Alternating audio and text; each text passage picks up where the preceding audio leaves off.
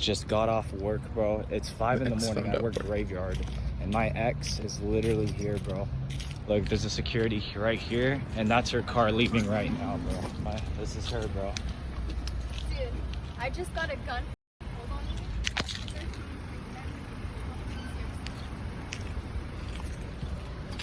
on. Weirdo, psycho. Okay, don't do this. She had a gun pulled on her. If you have an ex, man or woman, whoever, and they are waiting outside of your work while you're working graveyard shift or overnight, don't walk up to them and confront them. Call the police and have the police go and check in why they're there. And there was a security guard there, so she's probably not supposed to be there. The company knew as well. And have the police deal with it so you don't get shot or stabbed or ran over. I won't share any stories. I work in domestic violence world. When this sort of stuff happens, confronting them and having to be like, the dominant person to like have this big show, it never ends well. Do not do it. Record on your phone and call the police. This is not legal advice. This is just common sense. So we're assuming his allegations are all true. This is all alleged. I don't know any more context other than what we've seen here. Is if she's truly, night shift sucks. I work night shift. I was a CNA. You're exhausted. You're not all there. So there's that grain of salt in terms of why he went and confronted her. Probably is just wiped. Probably.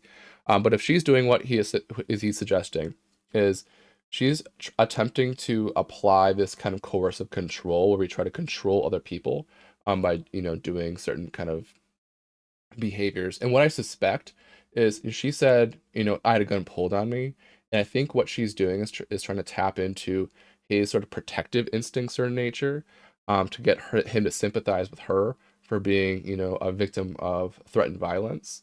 So he'll come in and spark a conversation with her.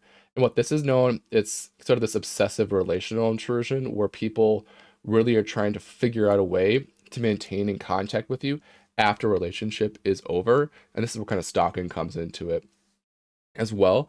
And this is signaling to me that there might be some deep sort of maybe jealousy going on where she's trying to keep tabs on him to see if he's trying to see anybody else or anything like that. And again, it's this kind of pathological jealousy Othello syndrome. And, I thought that she said, I have a gun, and she was sort of leaking this violent intent towards him, what she's going to do, but it doesn't look that way. So not good. Don't confront people if they're stalking you. Call the police and dip out of there, because, that she could have drove a car into him, just saying. It happens a lot, more than you'd think. And especially when people are familiar with your own kind of routines and where you work, those sort of things.